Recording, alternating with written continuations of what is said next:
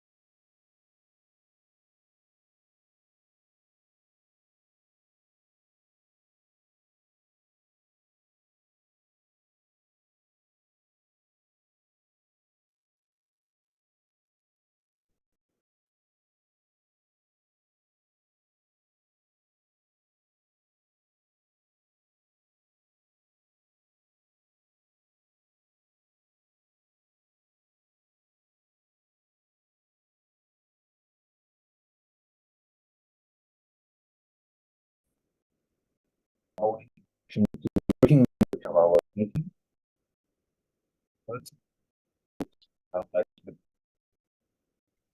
area, we have a shell mobile case we so we will move there and continue on the page on common sense. So of course, each and every one of us has already got their own approach to responding to it. We have a very interesting speaker present. Some, I believe, some fellow speakers. Being a speaker is a private approach to our language, which recently handled and confused terms from other foreign languages.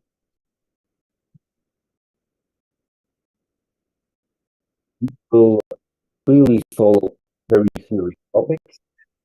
Speakers now people hate sciences.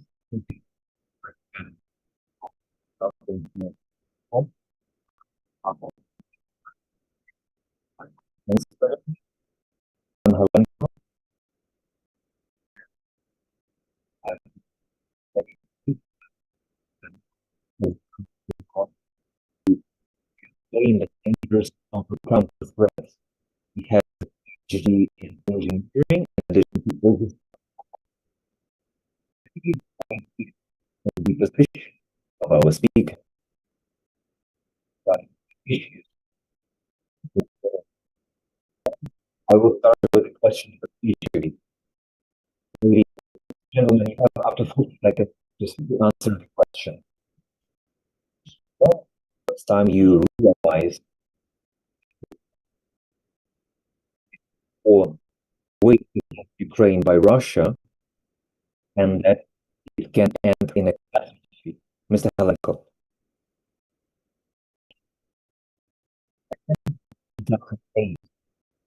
When I analyzed on revising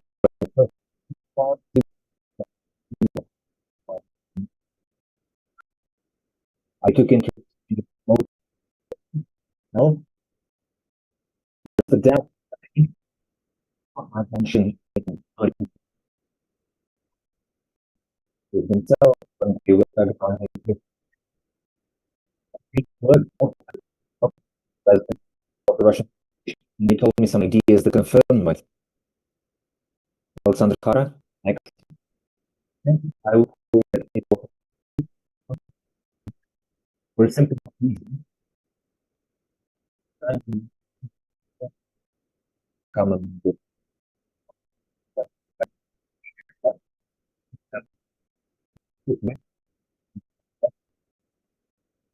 in a way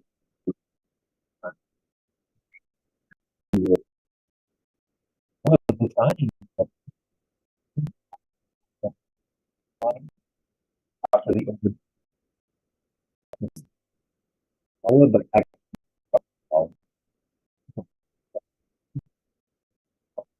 Russia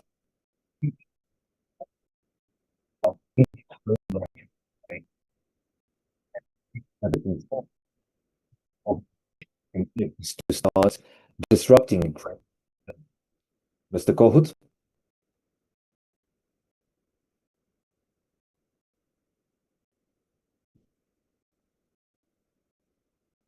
Hybrid war can no longer into a true war is something I realized earlier in my course here. I was working in the security council. First time on security, and I had a chance to analyze events happening at the time and in the world. And first of all, the Buddha memorandum, some of the engineering higher read the memorandum and realized that the people who signed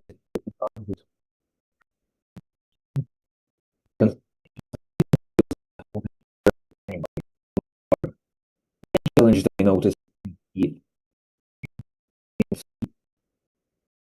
Ukraine as an and hybrid warfare and naval and taking away this one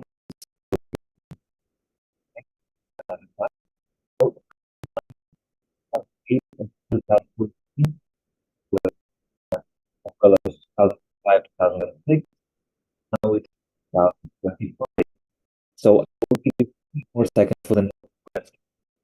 Why did it take us so long to realize this, Mr. Okara? Thank you. The Ukrainian proposed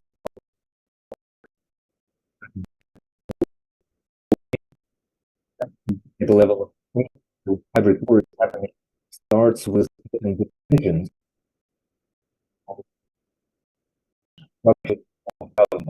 our country at some point a problem, and he analyzed adopted the question of hybrid warfare with no in those documents. Thank you. And my opinion is that I on I always not quite correct. We think the first not what world war, but the actual for general impurity among your people, lack of and lack of continuity in their actions. Now I can Ivan Helen, also vice president of the International Academy of Geoinformation. Now we can move on with the part for starting the discussion, the question and answer. Although different, we have people who are sharing their opinions, their preservation, their prediction of office stage of threat and offering the result challenges of fun. I would give the floor to Kohut for the first on taking for each presentation. I hear you, moderator. Thank you. When we speak about hot fate, when we started, our company that cooperates with international experts of different areas started operating all the way back in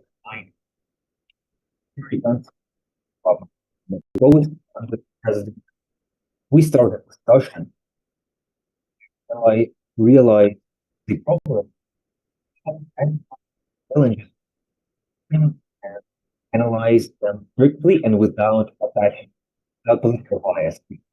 One thing really secured my opinion, and this is my personal opinion, so there's no political bias. And throughout the criticism issue we consider of energy for as a threat national security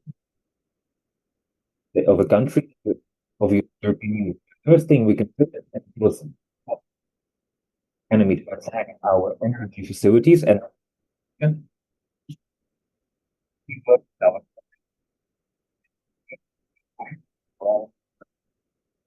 problem from the scientific point. Then build development towards our country and our country. We everything we did, and after we get acquainted, it works not to you. We set up extremely complex, and we needed we our first work, finished our second work, and the third work up. Now, what would we? The first thing, cyber warfare didn't appear yesterday. They didn't find this, and not at all.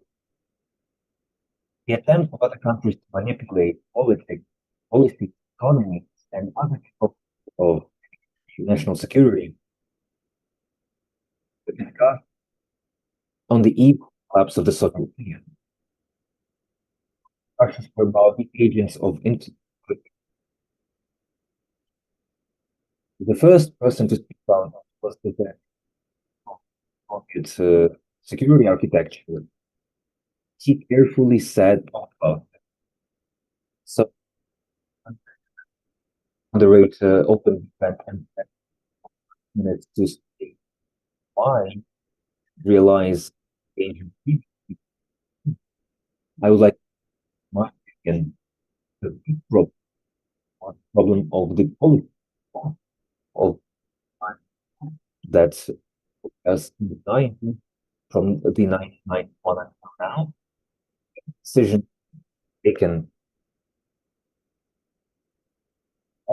level government, starting from president and all the way to parliament, to ministries, to the agencies. As an example, nobody told that the typically of Ukraine previously head of the Energoatom is now a senator of the Russian in the Russian. How could this be, right? Well,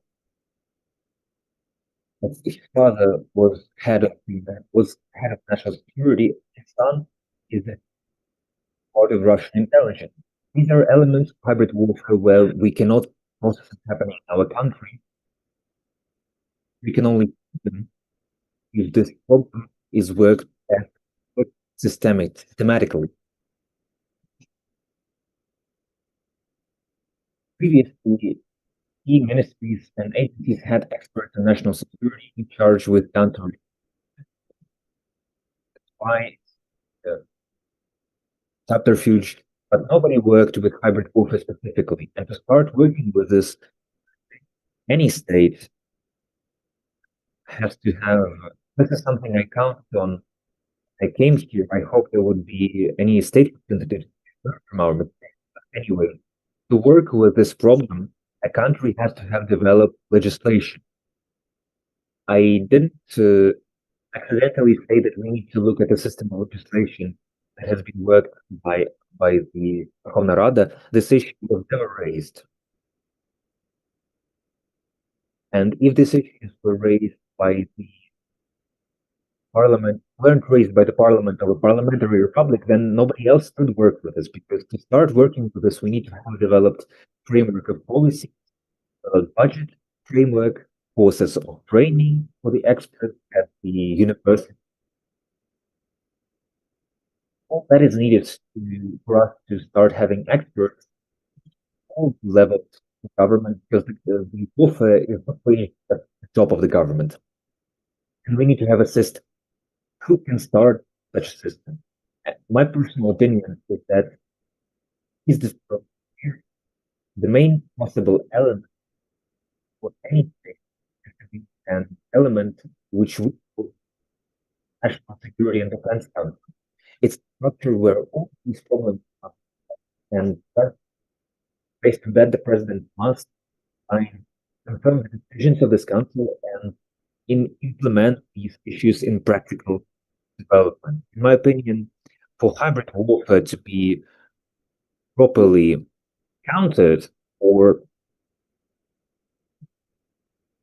difficult to fight an enemy when we can't see it, and present in all the levels and layers of the government, in all the ministries and all the offices. We were surprised when the first deputy head of the security service of Ukraine left the country a certain amount of cash and ended up in Serbia when he was caught. But it's an element of hybrid warfare where people in charge of key ministries and agencies work for the enemy. There is nothing surprising about that. But we can only counter this when a country has appropriate policies for this. So, my opinion, when our guests, the diplomats who came here, look at the challenges we face, which could have been averted, they can learn from our problems and our mistakes, and our losses we suffered because of these mistakes. The final thing I would like to emphasize is that when we lost the nuclear weapons, nobody prevented the state from developing the elements of military infrastructure, which we are now requesting from our partners aid. But this is a question of policy, which is why, in my opinion, we need to have a well-developed policy of countering hybrid warfare, which is something all ministries have to be concerned with.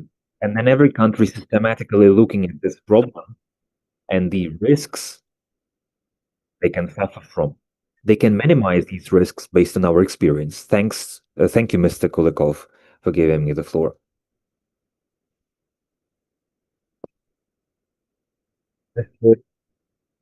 Since you took less time for your presentation, we'll give you 2-3 follow-up questions. The first question is that we are talking about countering hybrid warfare and how we can avert a catastrophe emanating from hybrid warfare. But how legitimate of a method of countering hybrid warfare is hybrid warfare a target country undertakes in return? I think it's not just legitimate, but it's a logical way to approach being targeted with hostile hybrid warfare, and every country must have this as a part of its policy, as a part of responsibility. We must understand that we cannot win a war with just some decisions and operations on the battlefield. The defense against the enemy must be systematic, and it must include warfare at the level of diplomacy, warfare at the level of economy, warfare at the level of international relations. And once again, for this to be effective system, somebody must start appropriate decisions at the level of the president, of the parliament, the Ministry of Foreign Affairs of Ukraine, and all other ministries and agencies. when trade wars began against Ukraine, with embargoes against some products, we understood that it was a war. We now know this at the example of Azerbaijan, and the country must work with this not only systematically but daily.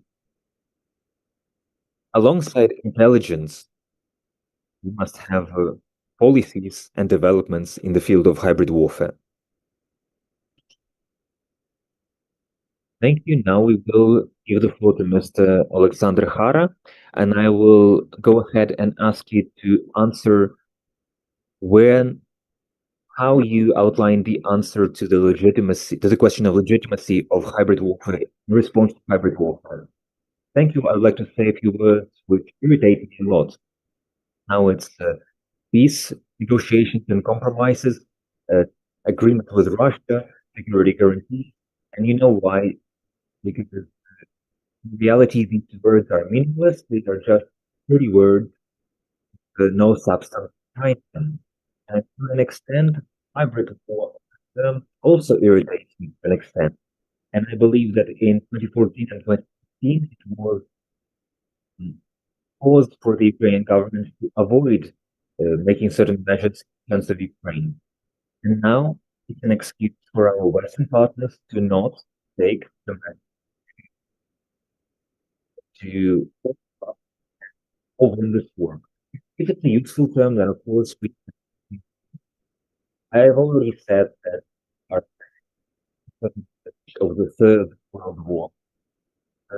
Only are two countries waging war in the territory.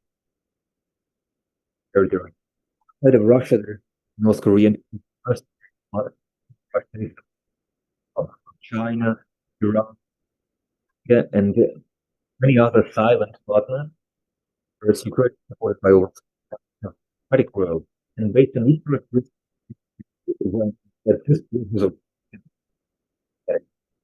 by the way, to us, to the West, hybrid war as a concept is quite understood, but it shows that we don't understand how the Russians think.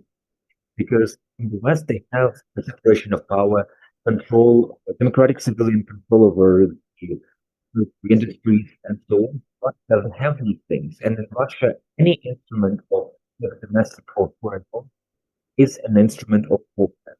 It's a country that is prepared for total warfare against its own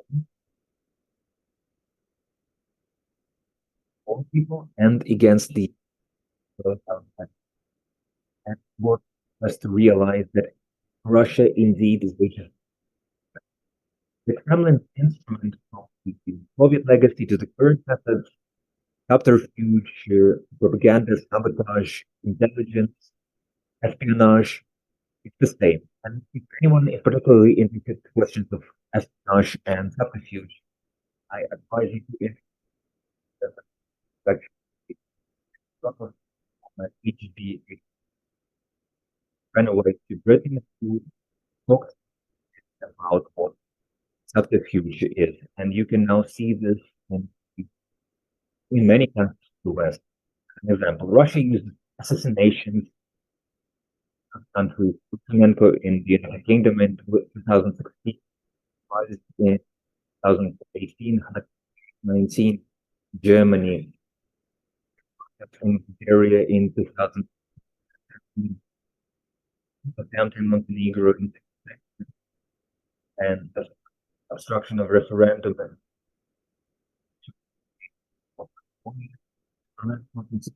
become a NATO member.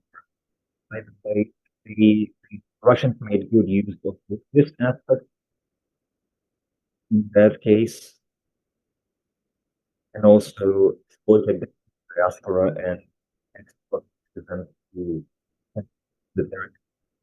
the support of the anti-European far right for understandable of acts of sabotage that put data of the International Institute of Study from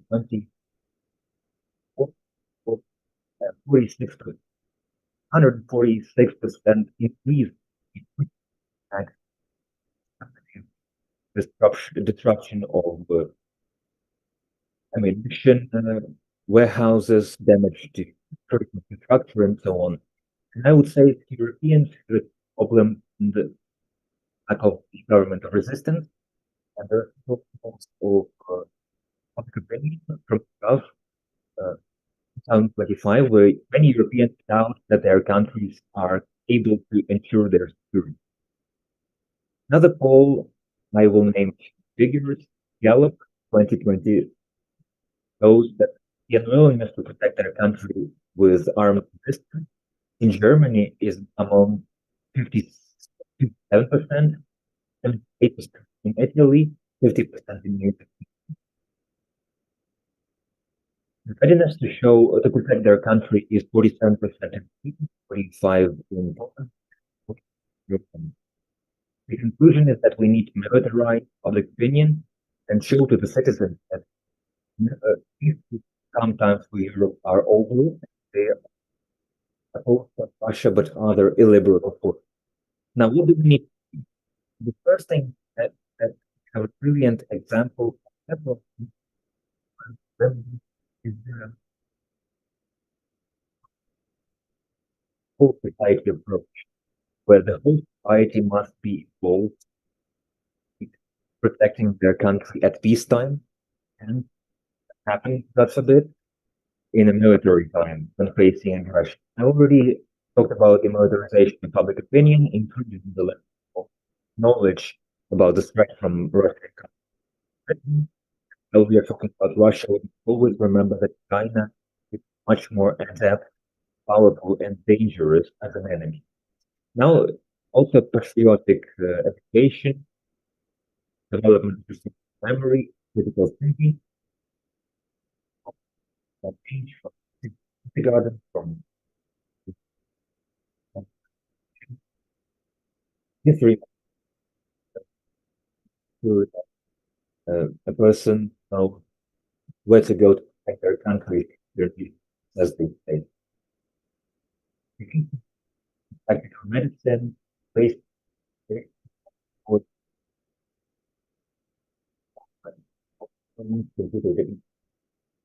counter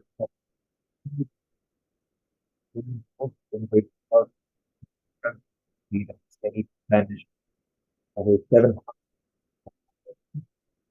400 of which were confirmed Russian spies. Or so without a passport who are just a very weak response to the countries of the West, especially in countering Russian campaign. What is referred to as soft offensive with Russian Orthodox Church and Russian culture, and also sport. I think there needs to be prohibition of symbols of the authoritarian regime, like in Ukraine.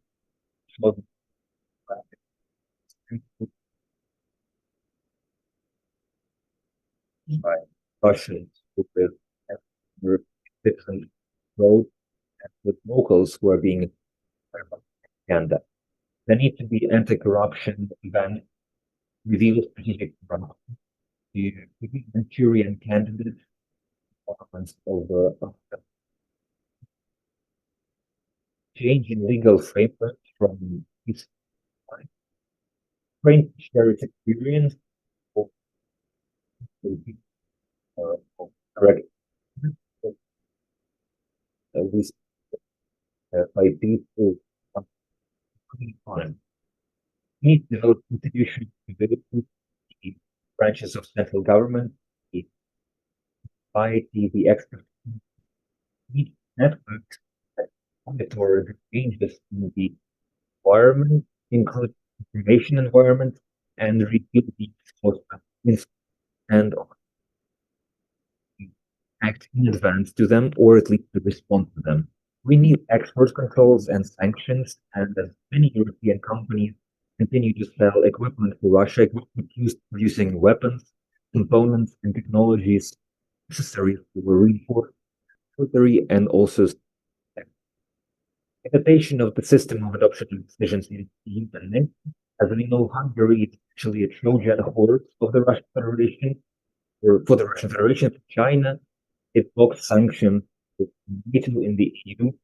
It developed cooperation in and energy dependence on Russia, and so on.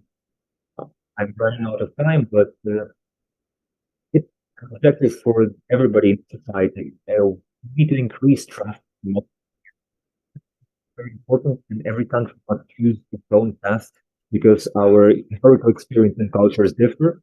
The Pew Research Center's recent research shows that unsatisfaction with democracy among 12 developed countries is 64%, which is a very favorable environment for Russian propaganda to strive to show that Russia is a conservative country with traditional values, which criticizes the decaying West, as they used to say in the Soviet Union. It's a huge problem. About 20% of young Europeans say that they are ready to support authoritarian government under certain conditions. And the things that are happening in the United States are concerning not only America, no matter whether they are Republican, Democrats, or independent. In Europe and in Ukraine, we also depend a lot on what is happening in the United States. And I think that the whole world, considering that the US is the center of power, is necessary to counter the anti-liberal plans of our hostile coalition. And I completely agree that we need to use all the that are acceptable in a democratic society to counter the enemies of the free world who aim to destroy democracy and the rule of law and the global order, which has been able to ensure peace in Europe at least until 2008. Thank you. Thank you a lot, Mr. Hara. And before inviting Mr. Helenko to speak, I would like to show us on the screen with the book of the SIDCON consulting company. People are not only addressing a broad audience with the words, but also with the written materials and raising very important topics in an accessible way, answering questions in an accessible way in Ukrainian and in English. And I wouldn't say these are the books that are always on my table, but they are still worth looking at and reading. The history of politics, modern technologies of hybrid warfare, and what started hybrid warfare of a new kind as a threat national security of a state. You can take a copy of some of these books before leaving. We are preparing new books for publishing, and please don't forget to leave the headphones you're listening to the interpretation. Leaving, of course. Now, Mr. Helenko, please speak about the hybrid war, response to hybrid war, but not in terms of its legitimacy, but in terms of its purpose and its usefulness. Thank you. First of all, I would like to thank our audience for participating in this new communication experiment. Our audience has 3 layers. We have guests immediately here physically. The second category formed by the media center is our guest online. And the third audience is broader on our YouTube channel. We also have a chat there, but of course everybody has different communication capabilities. So it's our first time trying out a 3-stage audience. We will see technically how we are succeeding at this, but it's our first time trying to do this. Regarding hybrid warfare, I think it's like a gangrene, and we need to heal it and approach it like gangrene, if we were to figuratively. Gangrene requires an in-depth approach, very precise calculations, and a lot of knowledge. Tools of hybrid warfare have tremendous significance. Another aspect in terms of legislation is something I recall thinking about the previous report. I think Para and Mr. Helenka. I recall Gorbachev and the first motto of Perestroika, where everything that is not prohibited is permitted. If you don't have a prohibition against cannibalism in your constitution, then technically it's a norm and it's appropriate. And essentially, this is something that the Russians are not perverse to do. And if then there was a teaching about compromises, which is very important to Europeans who either never read this or forgot about this. And he said that they will smile to the capitalist Europeans. So until we are able to kill and rob them. And this is the gist of the hybrid warfare approach of the Russian Federation, their approach against the civilized world. And the final aspect is that I think this is not a third world war. When I started working on this topic in Cyberjura, I realized that I had been mistaken. It's a mistake. The Third World War took place in a different period. Cyberjura and the war and visions of the future and who is against whom and where is the place of a person. Cyber stands for machine systems, and pursuing cyber aspect, we forgot about the human aspect and realized that the box in cyber warfare is the weakest link in the cyber warfare. And please, from the presentation, first of all, we must look at the brains of the people and then look for the tools that shape the image of the world for the people. The catastrophes in hybrid warfare and knowledge of salvation, they are more or less psychological, despair. I think this is the first catastrophe as a goal of the enemy in hybrid warfare. We have a demographic catastrophe, population, economic catastrophe, and many other types of catastrophes. Ukrainian catastrophe is moving towards the borders with Europe, and I think that very soon Europe will face a catastrophe from our hybrid war. I have come up with an image of Afghan Rahat Lukum in Europe, but a much larger one. If anyone has dealt with the issues of Afghan people after Afghanistan war, you may understand what I'm talking about, but this is for a separate discussion. Hybrid warfare don't start yesterday. Today, they start with the distortion of the understanding of the world in the books, in the media, in the minds, and in the preparation for a catastrophe in a neighboring country or a nation. Start with distortion of history for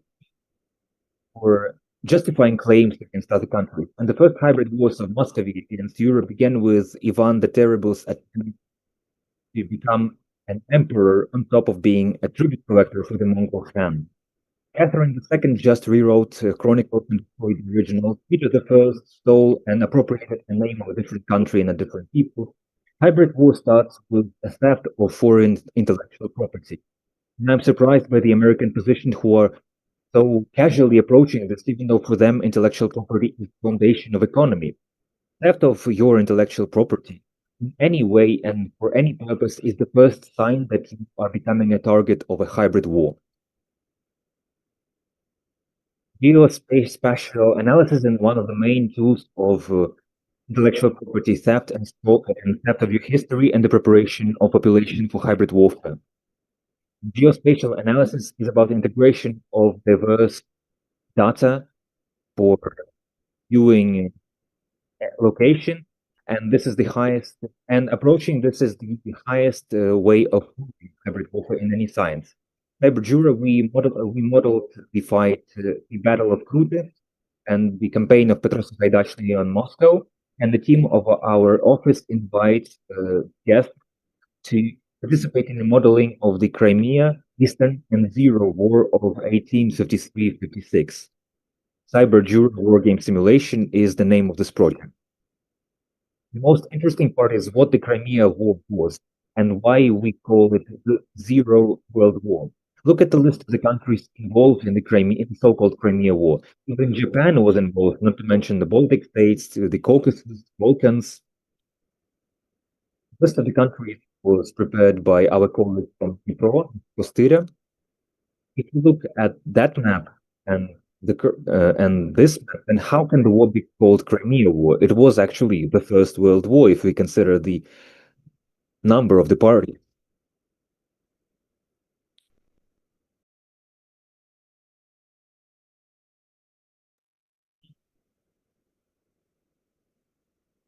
We have developed a scenario plan for this project.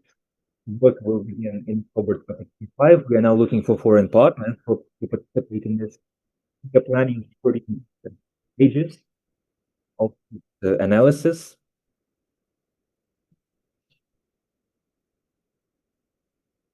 And we are following episodes and Russian history. We are going to be modeling different battles from the stages of. Logically, the game starts with a victory, with a question, following a new technology, where we are involving not just the cyber aspect of propaganda, but also spatial analysis, constant, and also the process of educating the youth. Because now we are model educating environment and the work with tactical science and maps. The practical results from semantic database history of database based on historical maps for environment, modern selection operations for hybrid challenges and brain. And the results we are looking to achieve. Cloud technology allow us to work together with data collected in different alleviate barriers, language, technology, and mental barriers to achieve success on the battlefield. Relevant aspects of War Zero are to win the different aspects we pretend more. We are looking at the contemporary context, and we are and we have Crimea War. Crimea War was actually the first media war, something I was surprised to find out. And we have the factor of the change of diplomatic warfare, logistics and commercial history, short-sightedness, helplessness, and the disruption of the historical map of the world as a preparation for a repeated attack. We are looking into 1853, 1856 war, and then 2014, 2022, and 2020. Military statues are written in the blood of soldiers, and the blood of soldiers foolishness in history textbooks are written in the blood of soldiers. History textbooks not as precise as the armed forces statutes. We invite cadet schools to participate in the Cyberjura war game simulation. When modeling the past with modern cybernetic technology, pupils learn to model their future without the mistakes of the past. Thank you for your attention.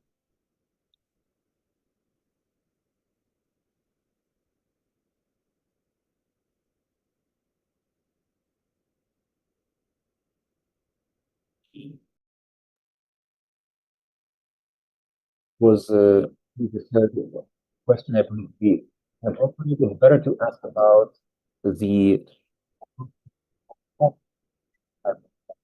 fact that Ukraine didn't start at European time and the way was dividing Russian Federation and they can take practical steps led to the situation faced now.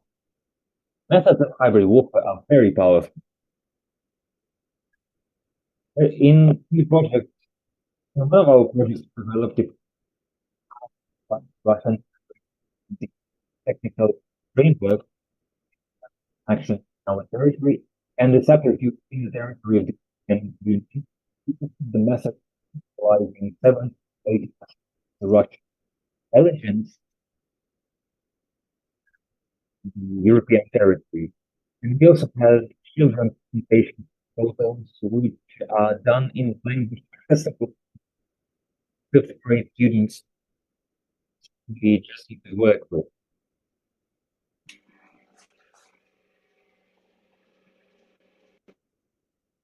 And we are surprised that our He's trying to reinvent the bicycle instead of looking at the existing decision.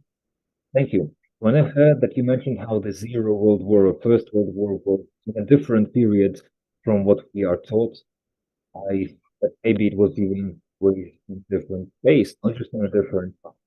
Because the relativity of space and time is very under researched. Considering how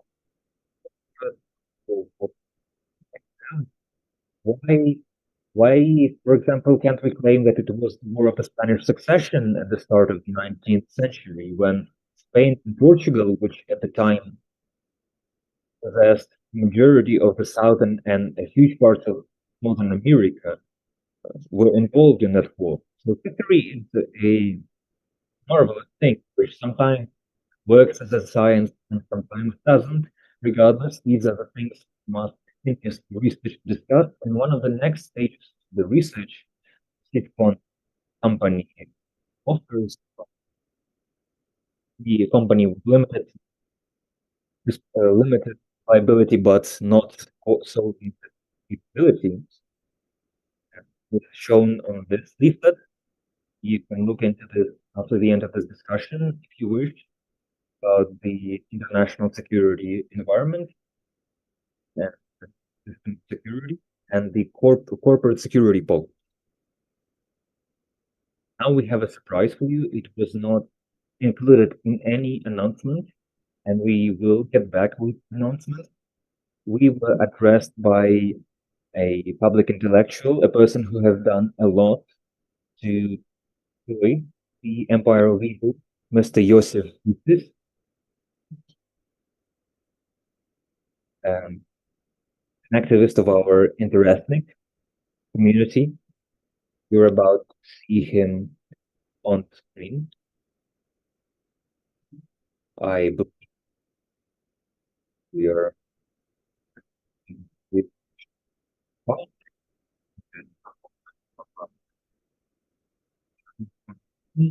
meantime, I'd like to start letting us know if you have any questions. I already see it hands. After we listen to Mr. Zisers, we will start answering. You seem to be with us. Question? Morning, I'm Yehor Brailan from the Research Institute in Kyiv. Thank you for the discussion. I would like to ask a question about the United States of America, because the things we are seeing now in the US have been spoken about by previous Soviet intelligence. I don't remember his surname, but in the 80s, when he moved to the US, he said the main purpose of the KGB in the West, including in the US, all the way back in the 60s and to this day, was to destroy trust in the institutions. And this is what we see now. And my question to esteemed speakers is, what can we do and what do we need to do to restore the trust in the institutions? Thank you. Who would like to be the first to answer, Mr. Hara?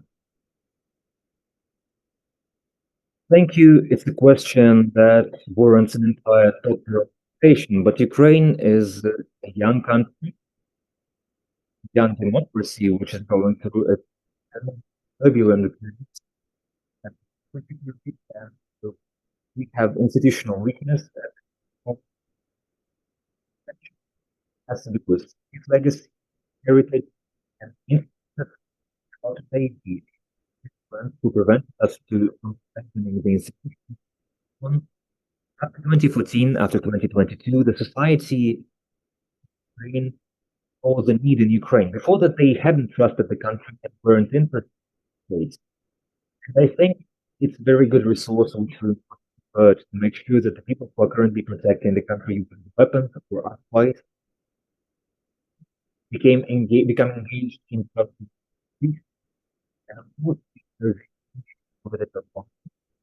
I would introduce first, for the first classes of the schools some basic education on political philosophy, 8 critical thinking classes, I understand that this is difficult, but of course, there are books on Plutarch for children and that they allow us to understand what politics are.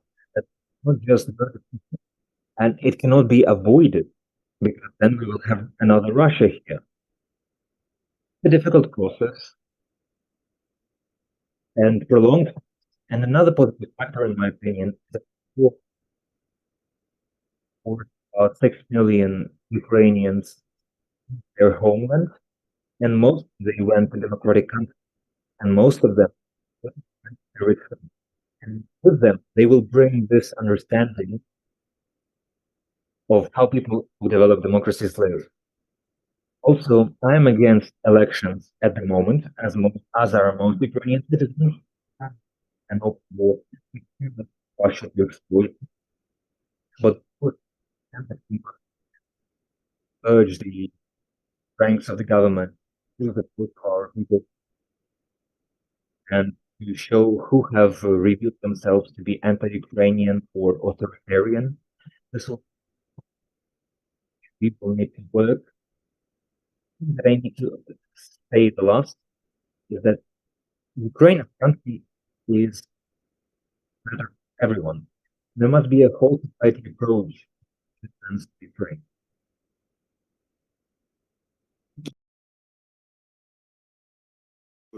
Thank you so much. Mr. Kohut also wants to add some comments. What I can say is that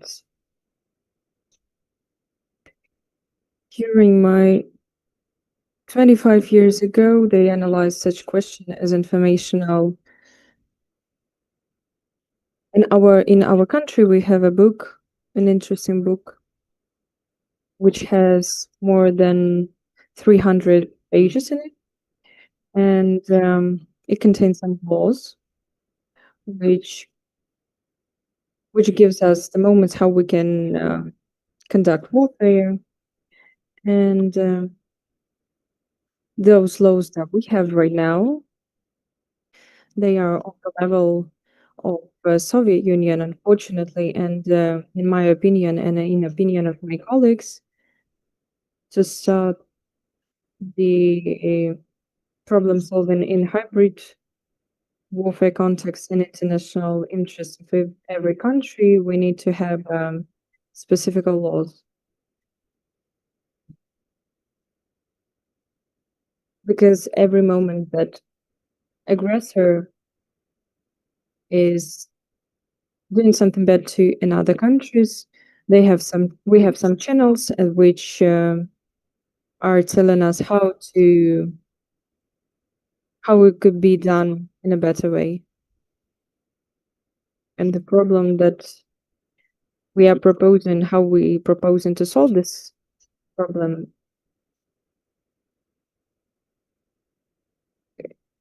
it should be indicated in the laws of our government, because combating hybrid war is impossible when we have different ministries. And I want to know that we don't have a ministry of hybrid warfare, and I think that on the governmental law we need to have such institutions. Thank you. Now, Mr. Holenko. As PhD in engineering, some diagnostic methods are universal, for example, as medicine. First of all, to answer this question, we need to conduct diagnosis in this context, and if we want to use American product, and we need to conduct analysis in this context. And then when we have answers and analyze the answers, we need to build a model which gives us the understanding, because we need to get knowledge, and then we have a decision how to do and how to conduct some comms.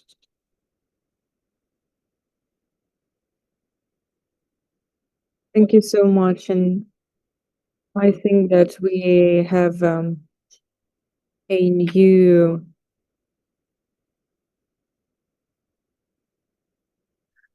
Good afternoon, dear organizers.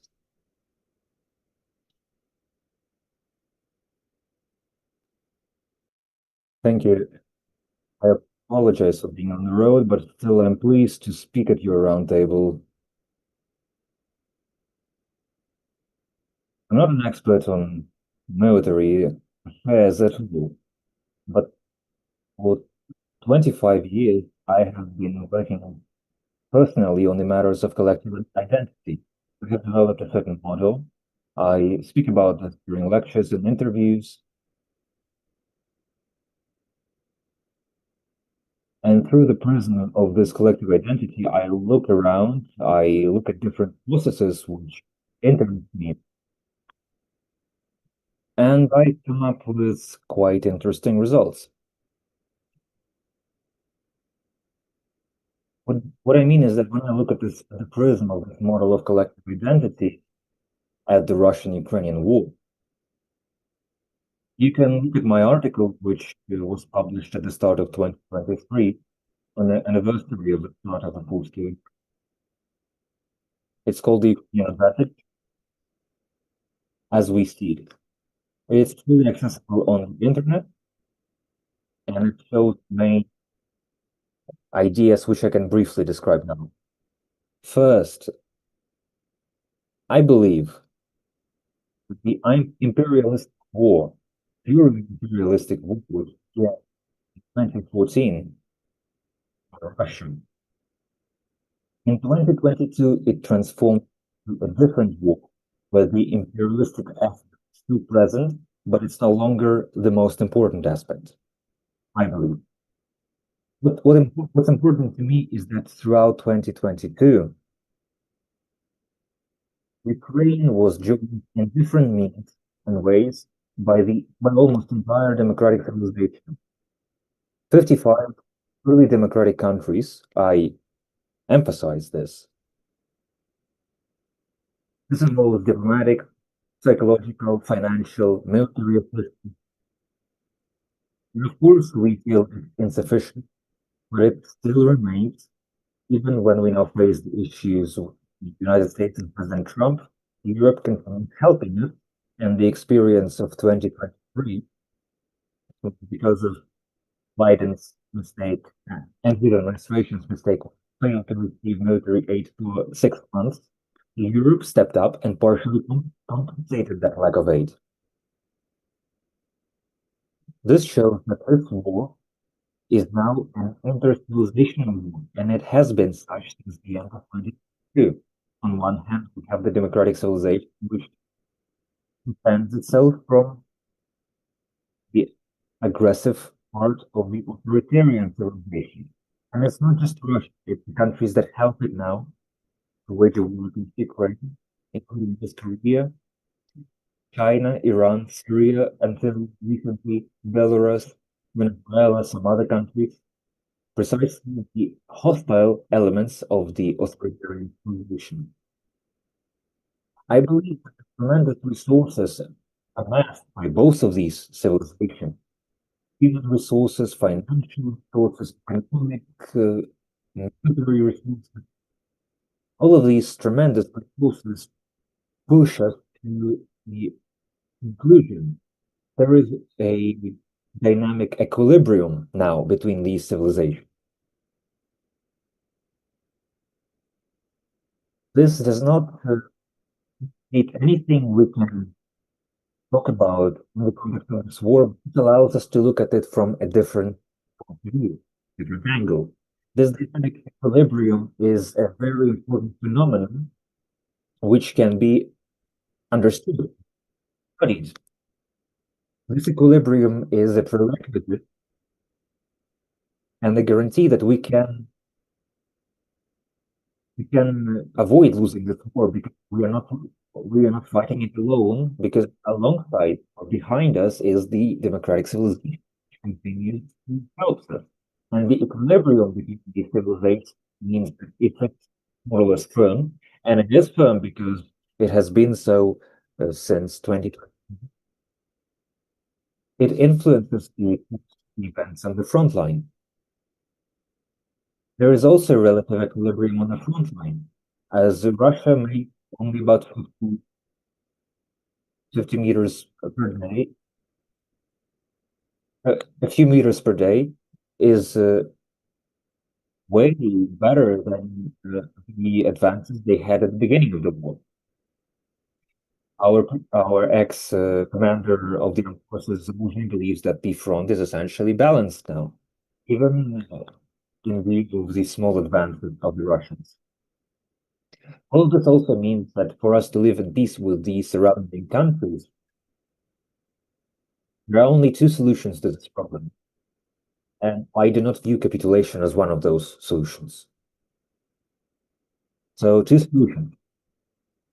First is that we need to have democratic countries around us. Europe has shown that democratic countries in the last years have not fought each other all the time. They always find a way to reach an agreement because a culture that promises democracy is compromised. They can always reach an agreement even if they have different methods.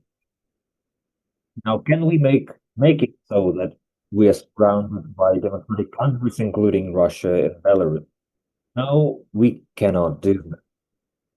We don't have enough forces for that. The whole democratic civilization won't have enough to make that happen. I have repeated this for many years that with a border like ours, like theirs, with their history, Russia cannot, the democracy is doomed to remain in an autocratic state. And it's not a problem of Putin and its current regime. It wasn't Putin who made Russia the way it is. Russia itself that placed such a bastard like Putin on the throne.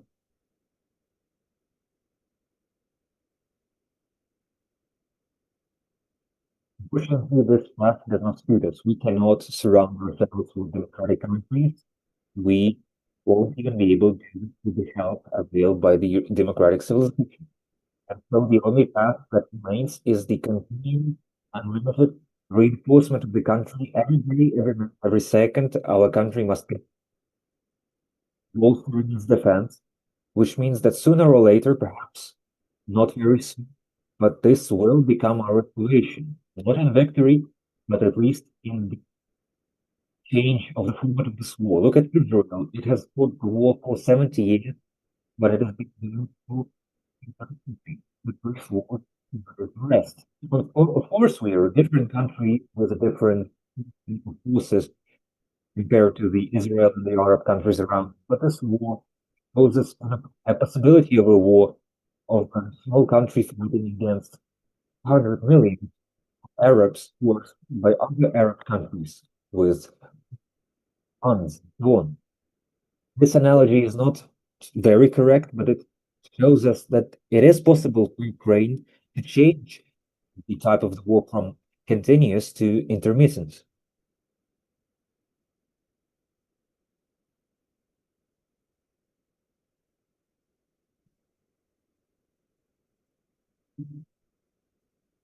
And this war is based not only on territorial issues, but on the identity of the countries, on the completely diverging national history.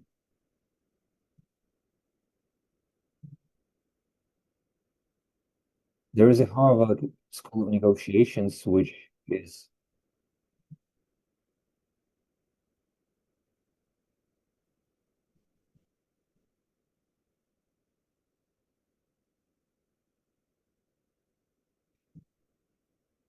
we have no point of alignment between our national interests, that is Ukrainian and Russian.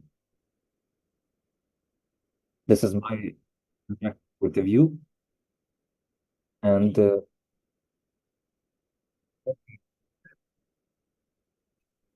are very valuable reflections, but a connection with the point where the list translate. I have a minute left, so please allow me. The most accurate achievement is that our line lacks soldiers and officers. Also through the prism of collective identity. we need to unite all of our efforts in our civil society, in our religious circles, cultural circles, with everybody who can in the environment, because the issue is simple. If we keep going for a long time and everybody goes slow, we must prepare our children and grandchildren to serve in the armed forces of Ukraine. We must all put our efforts to prove, understand this. And either we fight continuously for decades or change, transform it by proving to the people that it's important to bring up and educate children and grandchildren with the understanding that they must eventually serve.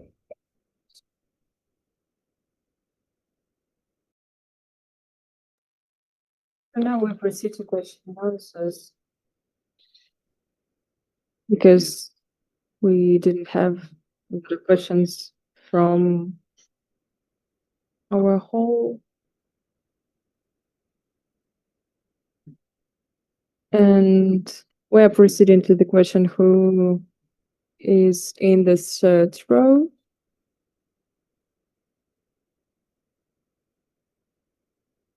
My name is Grigory Peripolita.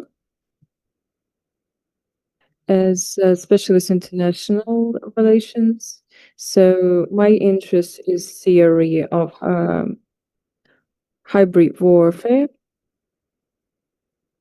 And I want to thank you, specialists, who gave us some points in the context of analysis of hybrid war, because it is the last phase we've been talking about after the hybrid warfare, and basically we didn't pay attention to other points which are also really important. So from the perspective of theory, what is hybrid warfare? It is also a war, but it is war in special phase, so to say.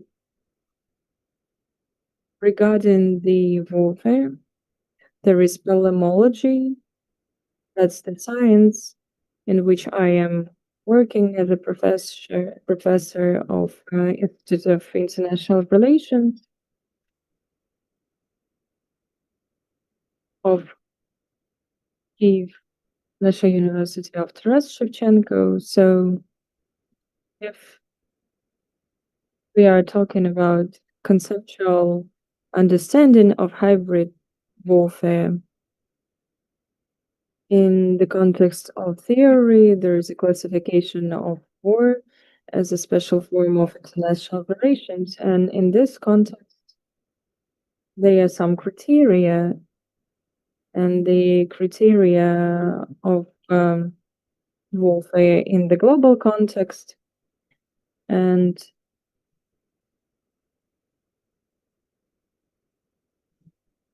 in this context, the word hybrid warfare is the forming character of this war. And Mr. Zissels really showed us the civilization dimension of this war, and this is the moment which shows us the hybrid war. Why? Because hybrid war, and the main object of it is more likely the modeling of changed idea and identity. That is why it's civilizational war.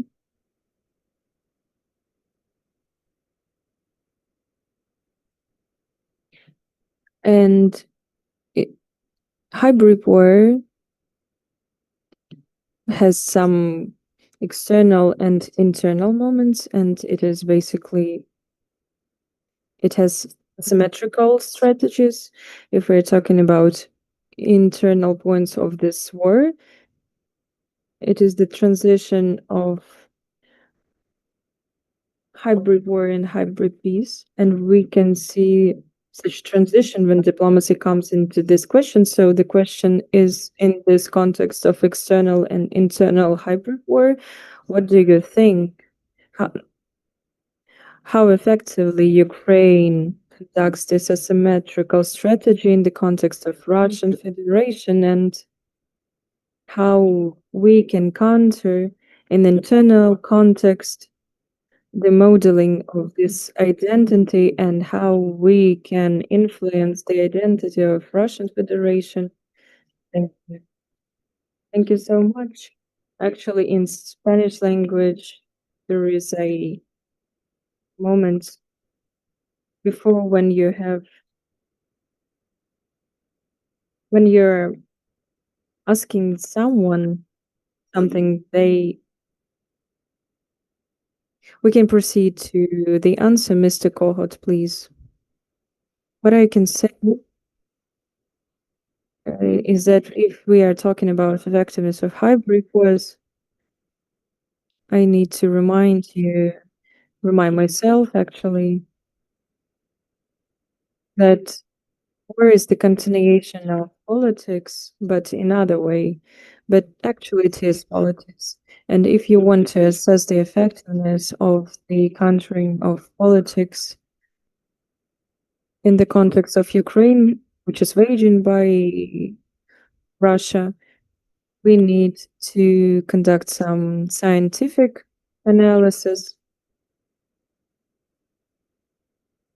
We need to assess all the moments of hybrid war. It is a complicated task for us.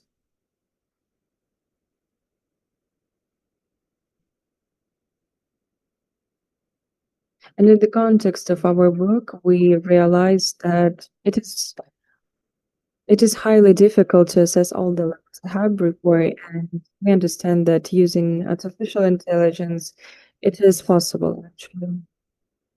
And we, as a company who took the mission of working of some elements in the science of this year, we've been thinking, where can we find some additional information? And a year ago, we became the members of international association.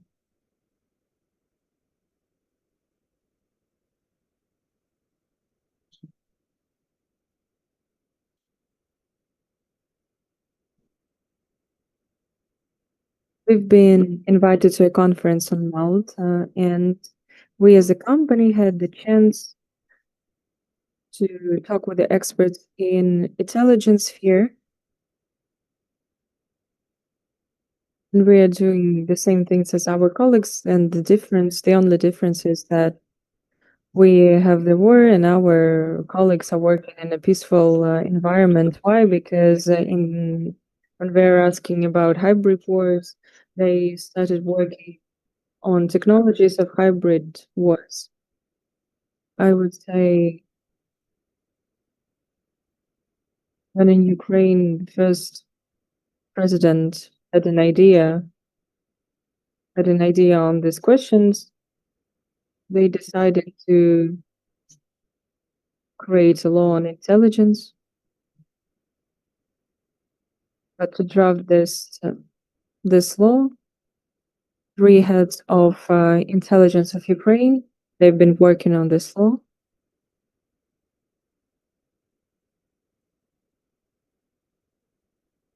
And I was a specialist on the base level of this office.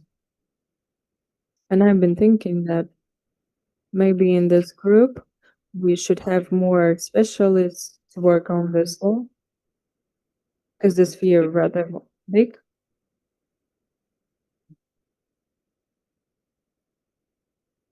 That's why on this level,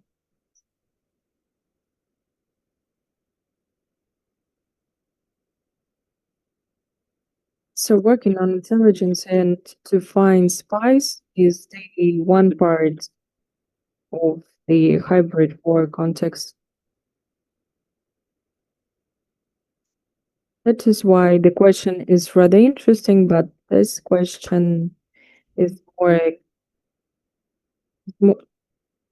more complex.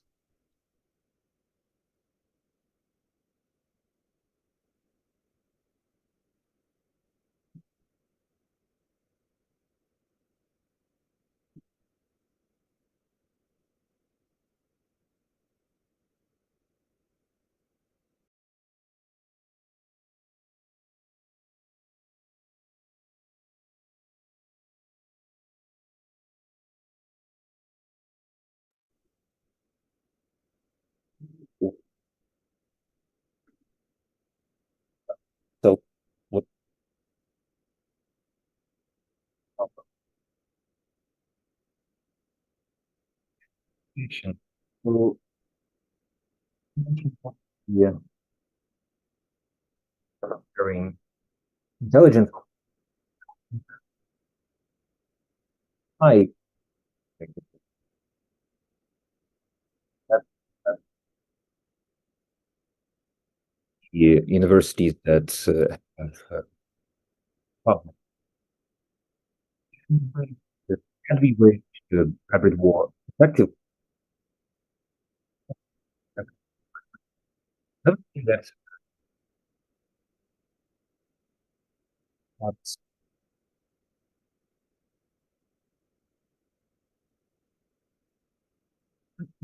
mentioned that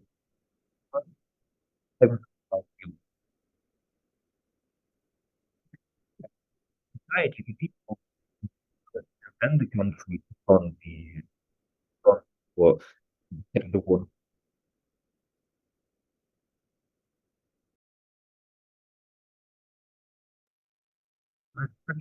society and that for change the government in a large amount of gain practical experience, conceptualize on Russia, and people.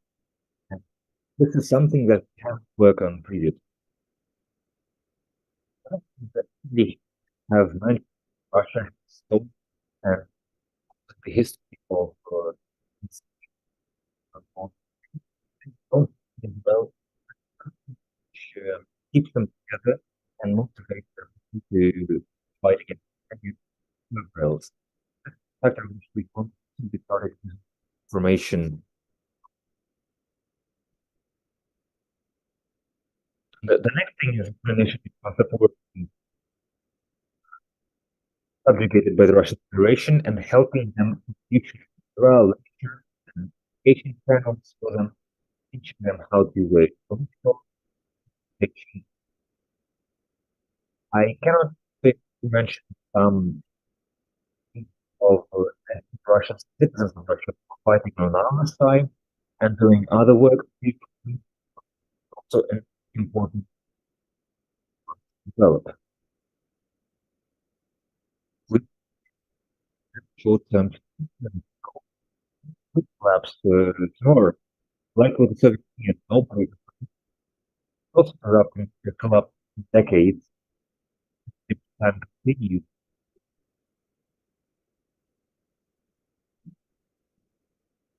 Hybrid warfare is like virus. It's like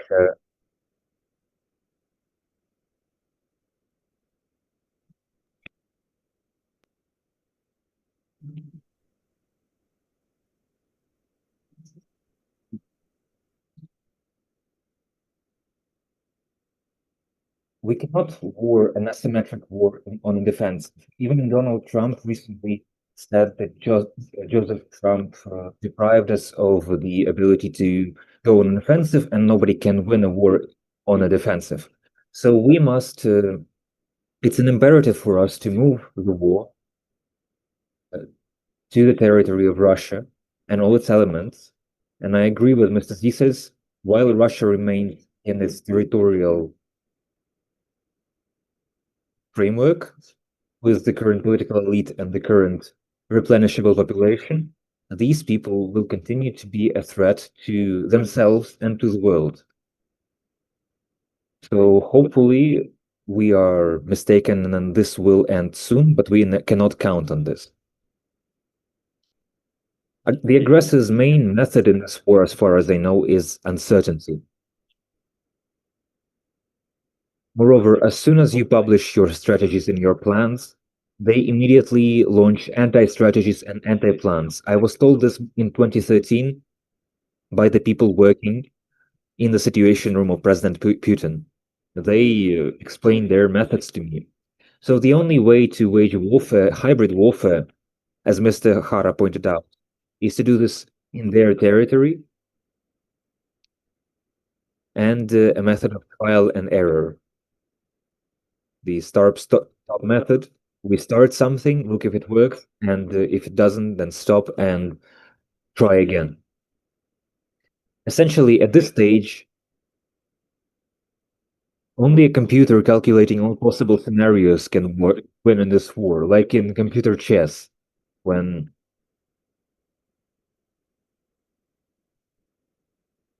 in my opinion, as a,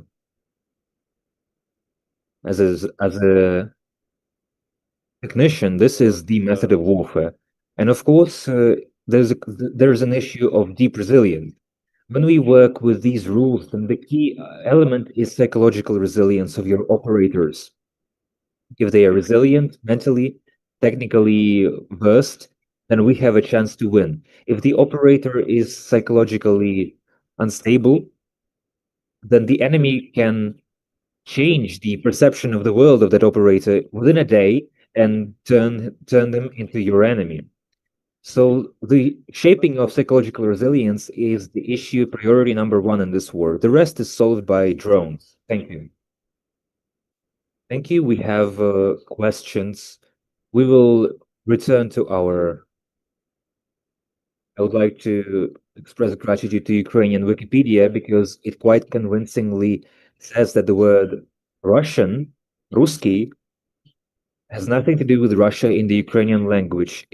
It means either the ancient Rus, Ruthenia, or Ukrainians, and so on. So this takes us back to the issue of how some steal intellectual property and we don't even try to resist it.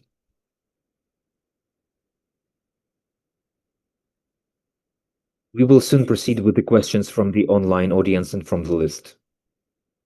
In 2009, I founded a public organization affiliated with the Wikimedia Fund, which maintains the Wikipedia resource, and created several articles and edited way more. Ukrainian Wikipedia is 12th in the world in size and 17th in popularity and visitors. And every second, as we talk, 35 articles are viewed in Ukrainian Wikipedia. And right now we are creating thousands of articles about Russian aggression, our culture, history.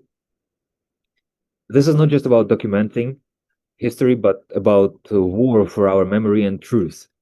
There is a resistance portal in Wikipedia which automatically monitors this work, and anyone can join these efforts with their computers or smartphones if you cannot participate in the resistance efforts otherwise. Now, Mr. Zisels encouraged us essentially to fight until the last Ukrainian. Could we involve not just war weapons, but soldiers from this war of civilizations? Thank you.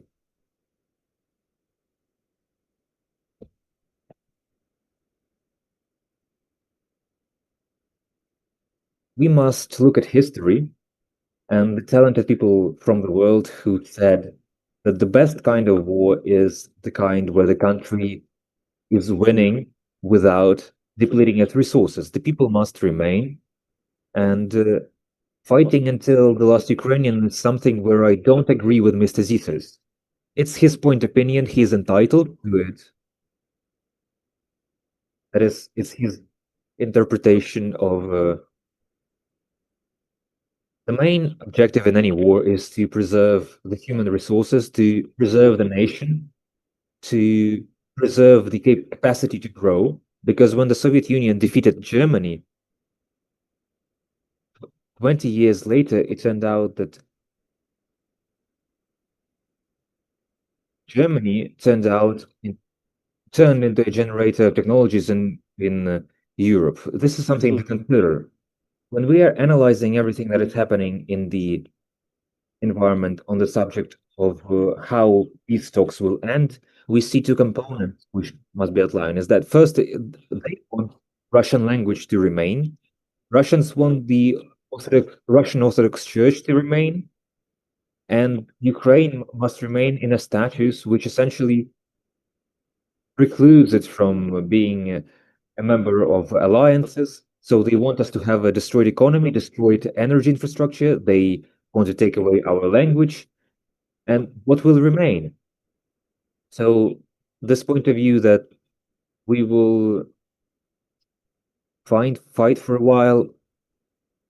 And I think that all the theories on our developments must bring our country back to the state of sustainable development and offer its people a capacity to live high quality lives. One of the classics of military theory said that for soldiers to, it was Mannerheim, he said that a country must create the conditions for the people to want to fight for the country. So patriotism and heroism are good things, but we must think beyond the current needs. And so the hybrid wars must be waged before the beginning of a hot phase of the war. So we must work with the technologies that allow us to not reach a hot phase of the war, and this is something we must think about every day. I will also interpret the words of Mr. Zisels. I did not see the encouragement to fight until the last Ukrainians. He made sound observations. This is what I described the whole society approach to be borrowed from the Finns, the Swiss, and so on. This is something that needs to be done, and it's important because we did not choose this war. Russia itself chose to destroy Ukraine and the Ukrainian. And we have two options for preserving Ukrainians. One is to stop and cease to be Ukrainians, or to leave the territory of the country, and we won't have to fight. But the reason why what Mr. Zistel said is true is that if we want to end the war on the conditions where we will be able to contain Russia in the future and avoid the third stage of the war, for that we need the means of containment. Either containment by preventing the country from doing something or by punishing it for doing something. In one scenario, the country can invade but cannot reach its objectives, and by punishment is when Russia will understand cognitively, not even in terms of resources, but it will understand that whatever it does, it won't be able to achieve its goals. And for this, we need to militarize our society, not even create identity, because it's not created, but develop identity. We need patriotic education, the skills Mr. Halenko talked about and works on in his project Cyberjura. We need to have these technologies, and Russians will understand that these people are capable to defend themselves. They have the systems and forces in place. They have the help from partners. They have the weapons finally that are allow them to kill the invaders. That's where we won't face the grim prospect of fighting until the last Ukrainian. And finally, this is a war of technologies. And at the time, of course, it's a shame that Ukrainians die on the front line. But for every Ukrainian life, we take dozens of Russian lives in this war. And the further we get in the implementation of the systems and command and control approach, the better the ratio of their losses to ours will be. In one of the occupied schools, we have students working with us online, and they found 15, I think, $1 million of Russian currency, which Europe yearly pays to the aggressor. Another neighboring school achieved an even better result in a different city, and they found a trillion of Russian funds in dollars, which can be taken away from the Russian Federation to reduce its aggressiveness. If any diplomats are here, I offer you to meet later and discuss how to split up this trillion. It's out there and it can be taken. It's there for the taking, but we must put some efforts and draw some attention to this thing. There are certain things that can be done. It's not my estimate, it's from another professor and diplomat who told me about this. The issue of human capital, which must be involved in Ukraine to compensate, that is foreign human capital. Well, I have an envelope from a meeting at the Security Council where I participated for the first time as a representative of a public organization, and we reached some decisions which have reached instrumental level of discussions because this is an objective necessity.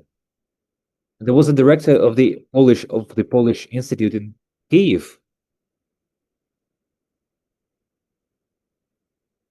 He told me personally that they want to take 3,000 children from Ukraine and bring Polish teachers to Ukraine because Poland suffers from a demographic issue which they are looking to solve at our expense. There were Polish attachés there, and I was asking who will protect our eastern border if you take away our children. This issue has been discussed before. We are considering it. So whoever would like to join us on brainstorming this and finding interesting solutions, we invite you to cooperate with us. Thank you. When I hear about these billions that we can but still haven't taken from Russia, this reminds me of billions, trillions, zillions, as they say,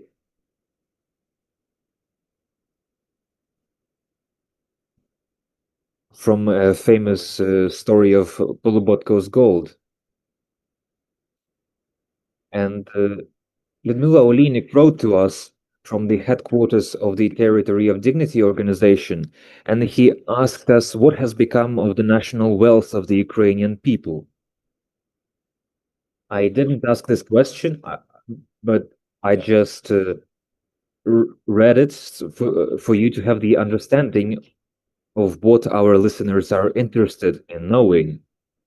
There are also people who follow us online, the second layer of our audience. They have questions. I know Mr. Liss would like to speak. Please, the floor is yours.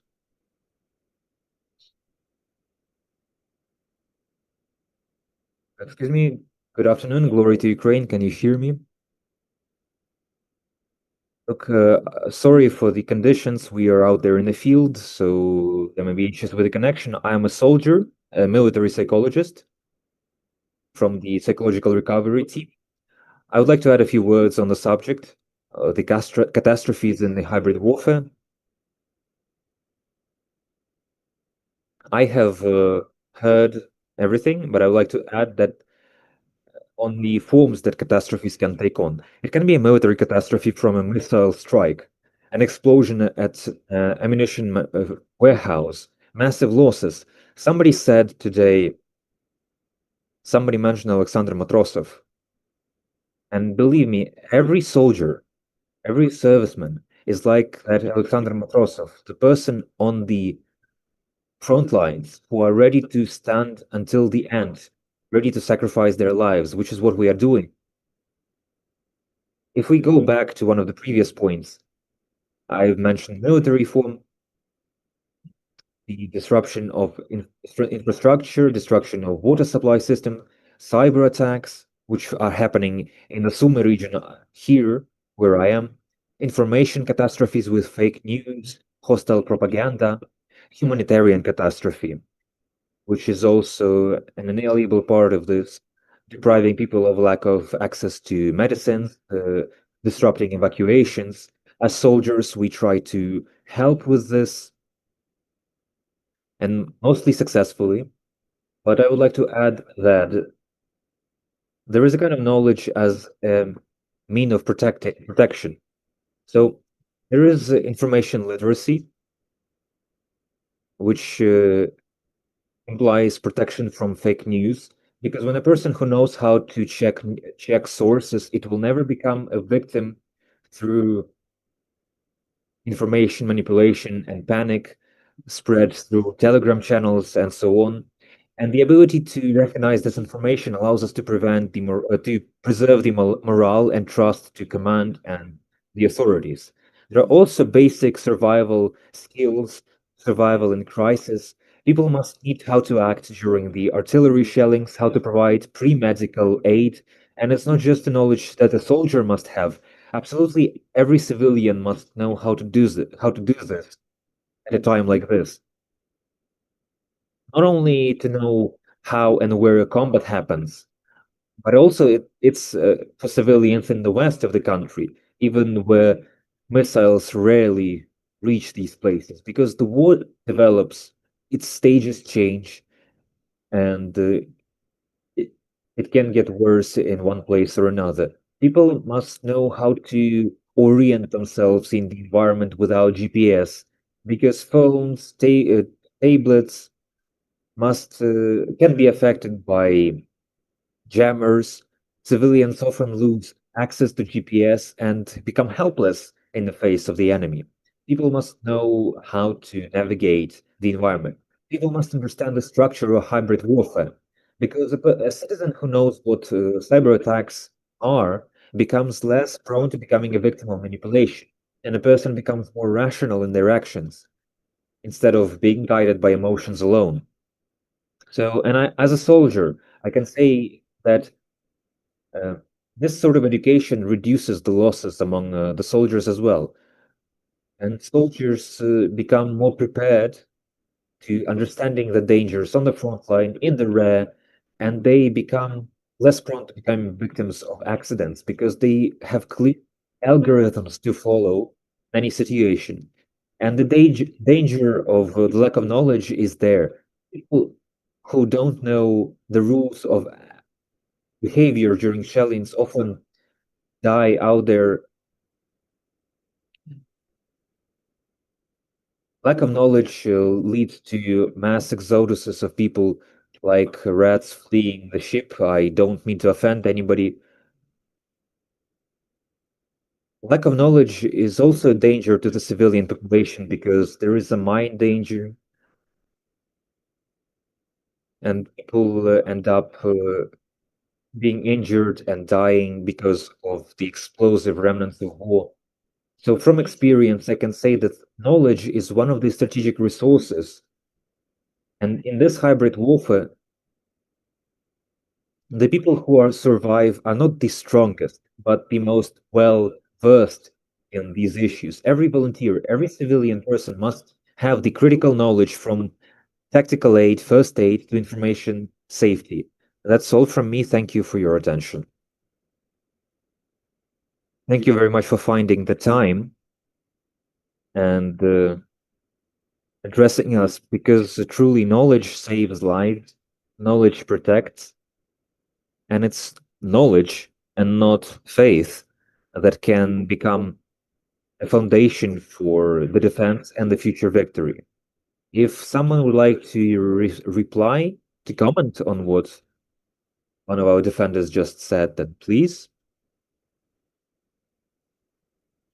I'm pleased that the topic we are discussing draws attention, and I would like to say that we are not talking about Alexander Matrosov from that anecdote. If you have paid attention to the information environment in the recent times, there has been a surge in materials about Zhukov, one of the famous Russian military leaders. Of course, it's part of information war. But at the time when I was studying at the military academy, we were given a course on the history of the art of war. And an educated man was teaching it us to us, and we were asking him questions, and he told us, let me say something that nobody will spare you in the party.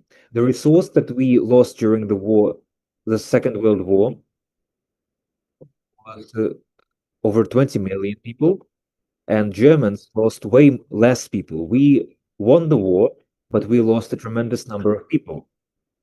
So if we talk about hybrid warfare, we must always go back to science and look at the resources the enemy loses to wage this war and the resources that we either manage to preserve, the losses we manage to inflict on the enemy.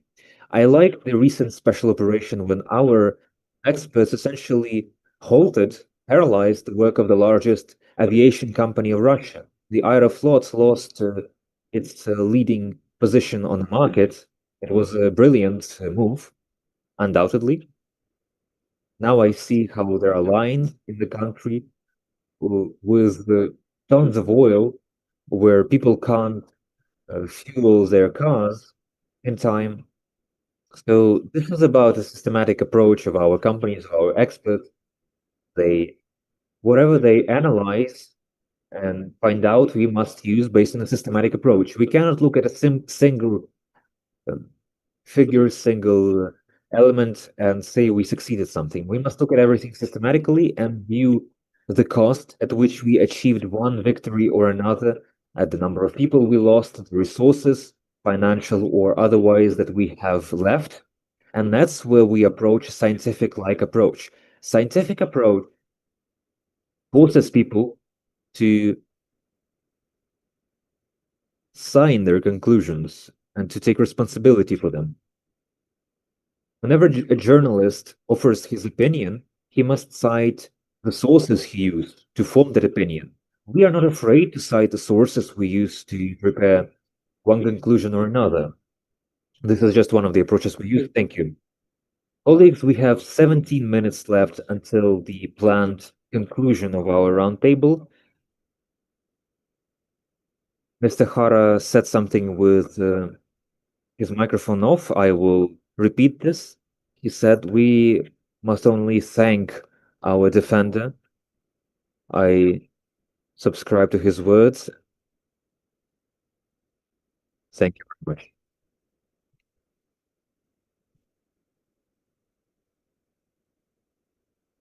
We will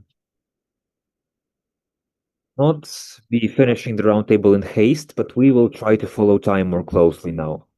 Now, artificial intelligence was mentioned, and there was a question from Arthur Stewart from the company called Fusion-Led Technologies, LLC.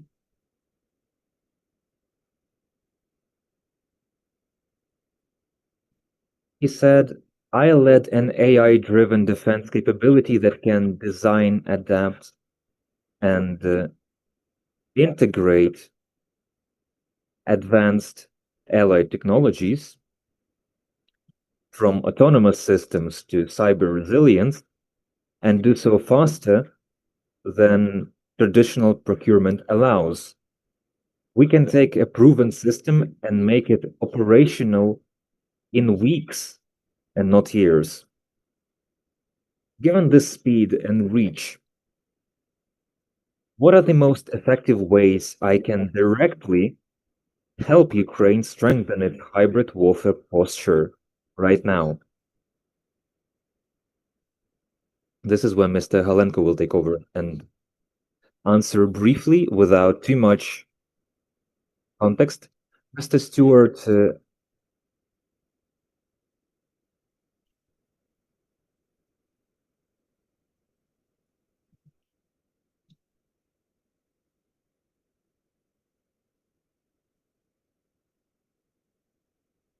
I don't know the answer to this question, but I have some algorithms, and I would like to ask Mr. Stewart to create a communication pilot project, take some good developments, and show Ukrainian experts how this question can be resolved. I'm working on an algorithm like this. We have communication capabilities, our Academy of Geoinformatics, for organizing this process, and we will test this proposal and try to implement this. But Mr. Kohut, there is a very sound saying: the battle is won, but not by one who gives advice, but one who makes decisions. We advocate for the idea that to make decisions, a country must have think tanks and systems of adoption of decisions, and all the decisions necessary to win a war, including a hybrid war, must be based on information, on science, and high intelligence. Mr. Hara? From practical advice, we have competent companies working in this field. I am not involved in procurement and all the described processes, but I know how difficult it is for Ukrainian and Western companies to to reach this pipeline to supply certain services, but I agree that the future is with AI, first of all. And the second thing is, or rather, those who do not think will be subjugated by AI. And those who rely on their intelligence, on their conscience, will be in charge of artificial intelligence. We are pioneers in the use of certain AI technologies. We were not the ones to create these models, but we are using them on the battlefield, which gives us a lot of data, which allows us to develop the military defense with strident steps.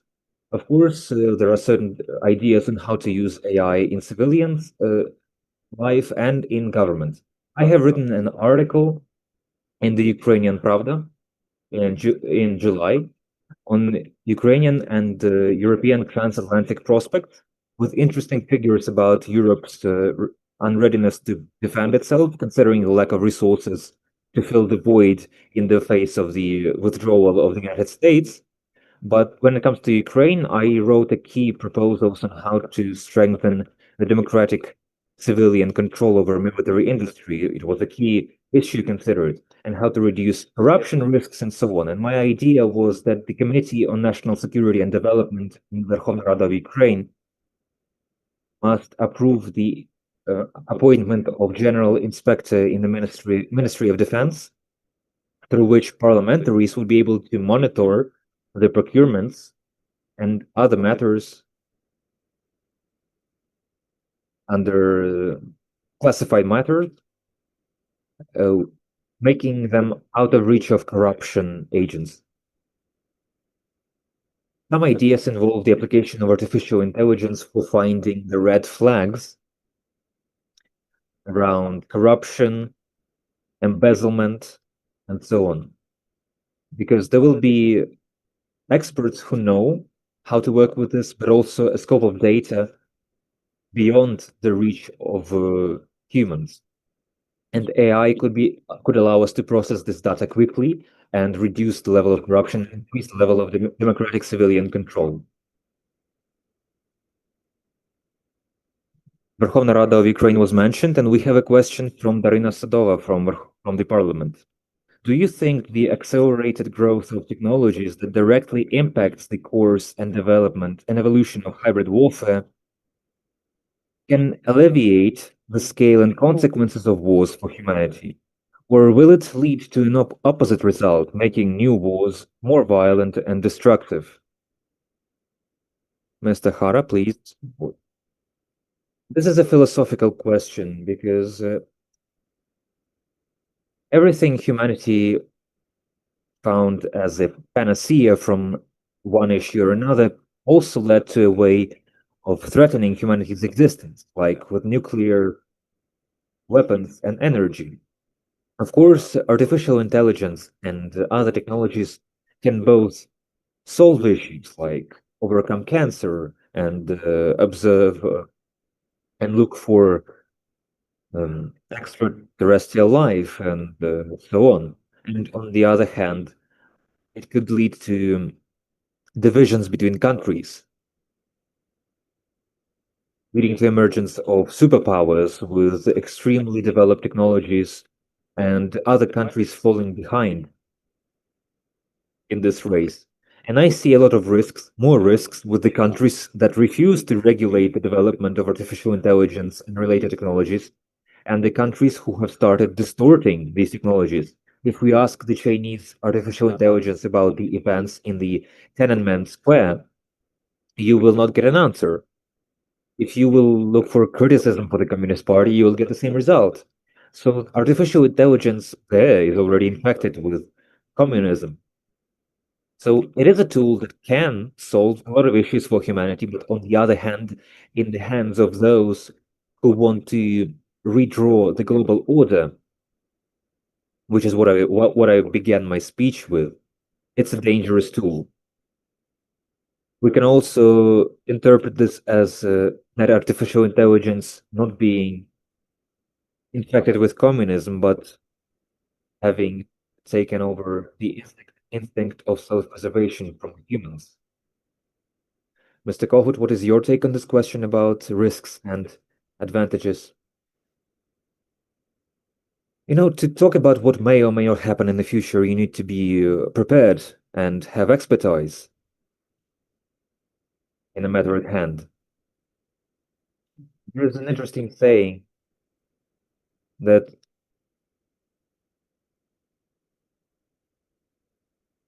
the first wars were waged with stones and arrows, and perhaps the last wars will be done this way too. At the start of the war, we didn't expect that while our main weapons at the start were javelins, going forward, drones would take their place.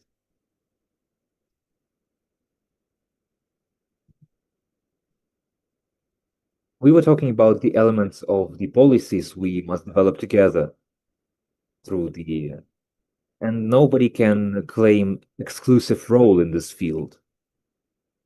So I think the person who asked this question, I'm not sure what she wanted to hear, but I believe that today one of the classic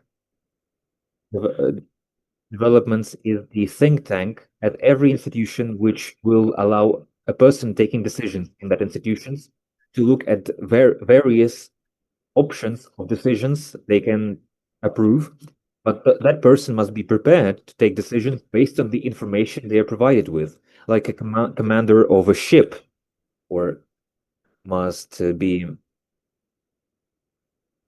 versed in intellectual preparation for taking decisions to keep the ship afloat.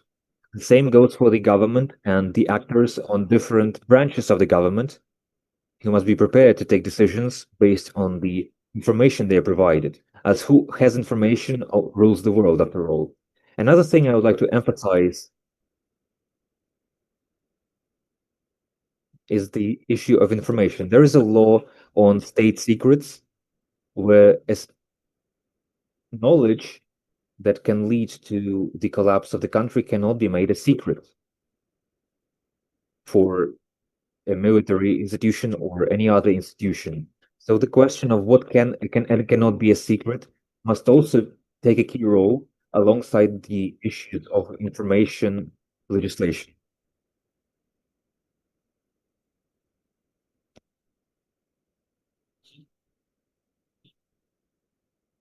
What will be critical, in my opinion, or that is what will play a key role, is the number of analysts with access to modern instruments of analysis. It will be critical. At the moment, Ukraine has suffered from destruction of all think tanks at the level of the state in favor of less qualified ones. The School of Political Analysis was prohibited in Ukraine during the Soviet era, then started reviving, and then collapsed around 2005 when the president at the time started destroying that system. So now our strategic objective, not just in Ukraine, but for the world in general, is to prepare analysts with appropriate tools. And I would like to thank our partner company that gave the children the tools for modern analysis, the ability to study those tools, to give you an understanding of the scale of the challenge, that is, the approach of our institutions to it. I would also like to thank the SIDCON company. Without the books of this company, we wouldn't be able to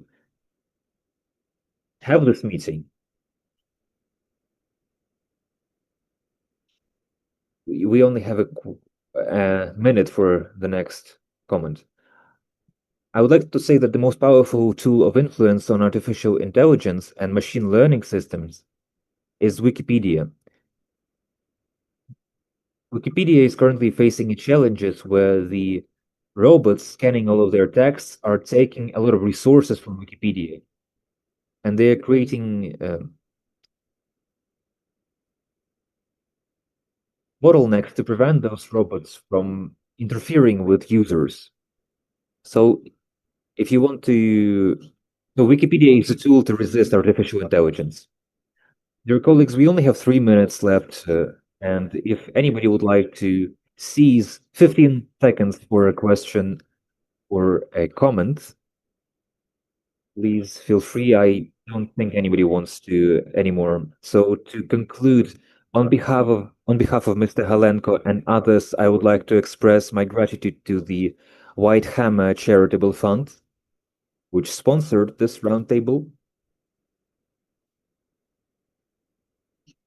I would also like to point out that we have to work on developing the terminology. When we say fake news and anything similar, I think we reduce the importance and significance of the lies and falsifications which we have been bombarded with. And we are trying to justify, they say fake news is something new, unheard of, it's difficult to counter.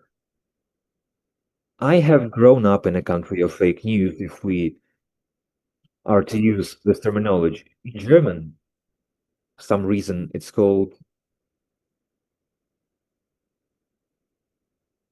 different languages have different terms, different from ours, that is.